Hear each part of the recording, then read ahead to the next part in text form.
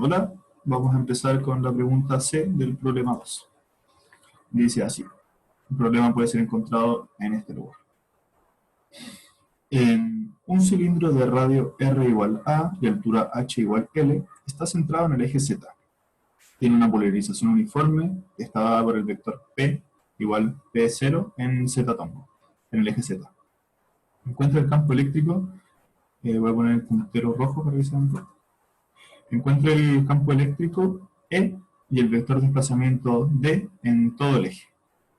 Bueno, este vector de polarización lo tenemos que entender que está generado por...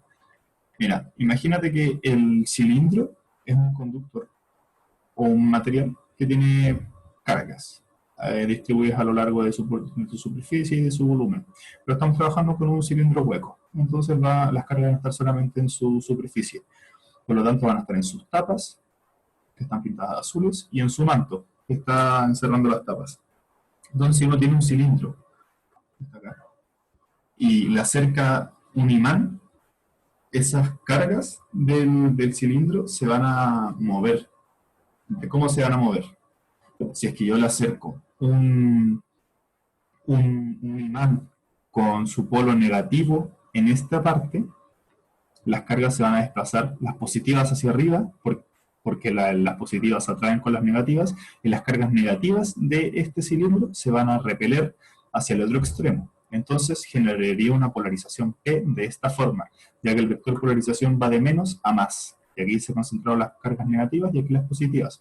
O podemos entenderlo como que se ha puesto un imán o algún campo magnético con su polo positivo acá, y el polo positivo repelerá las cargas positivas de este cilindro, entonces las positivas quedarán acá, y atraerá las cargas negativas de este cilindro, entonces las cargas negativas se van a posicionar acá, abajo, siendo traídas por un supuesto imán positivo que se ha puesto acá, y el cilindro quedará polarizado de esta manera, va a tener una polarización uniforme, ya que se van a concentrar en ambas tapas, las positivas y las negativas respectivamente.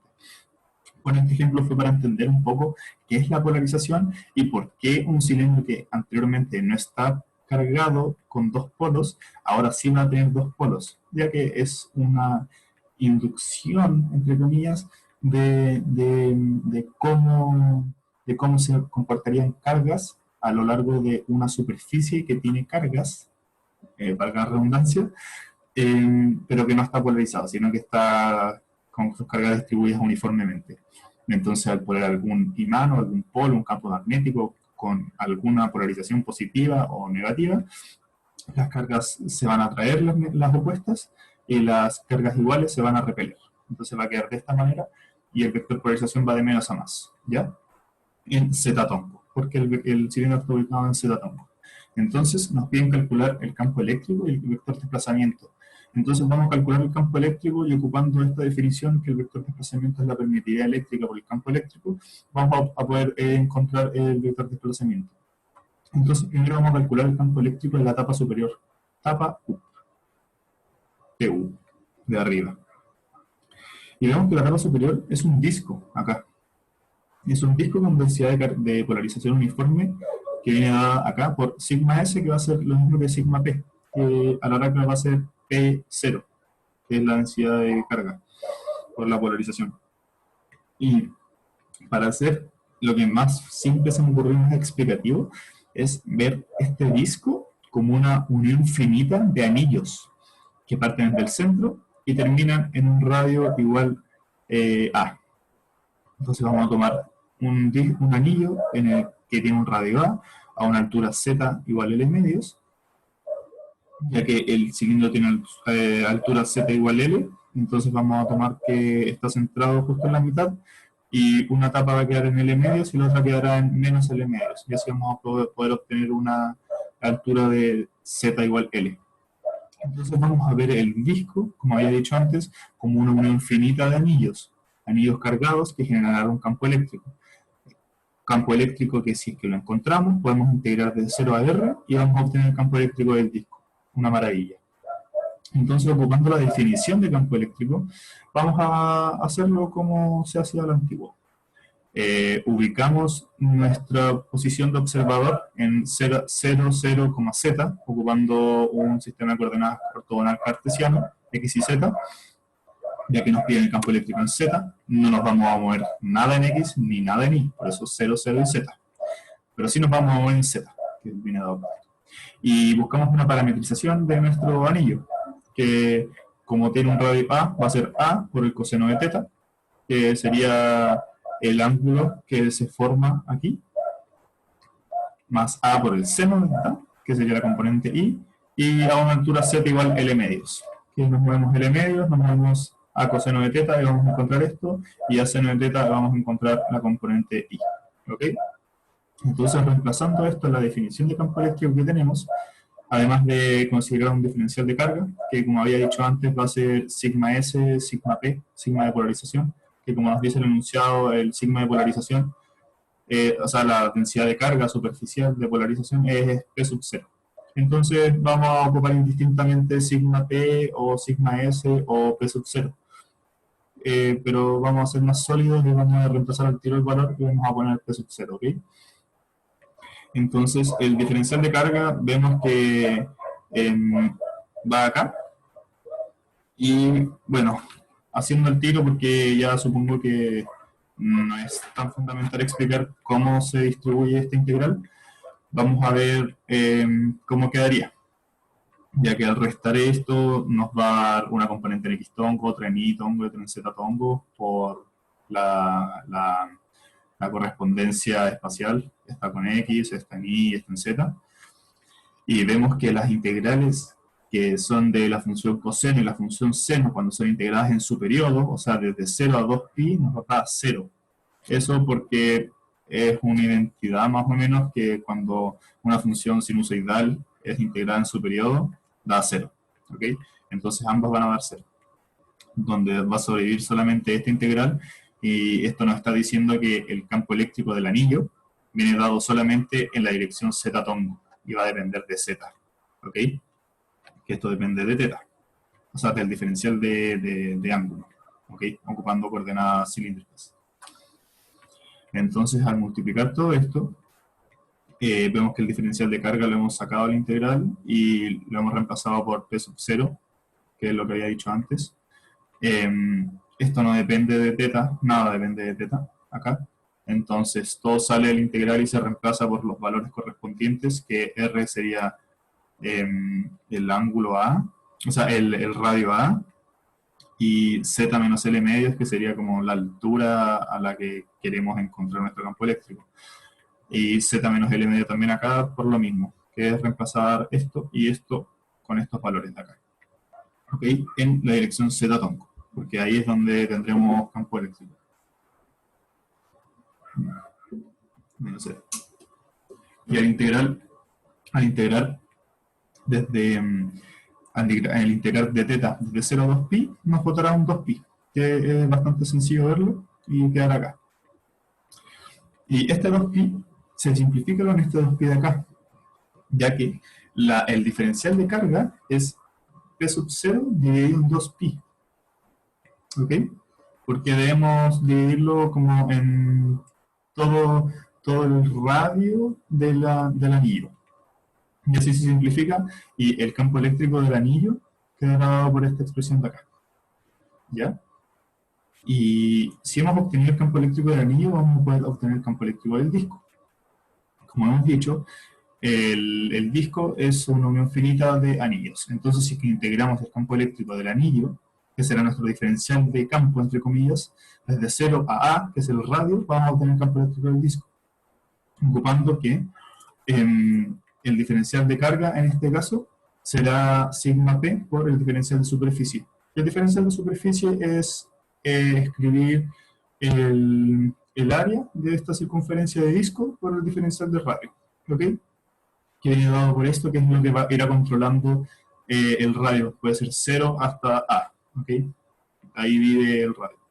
Integramos este diferencial, el diferencial de campo, que de la forma que dice acá, que tomamos el campo eléctrico del anillo como el diferencial de campo, pero del disco.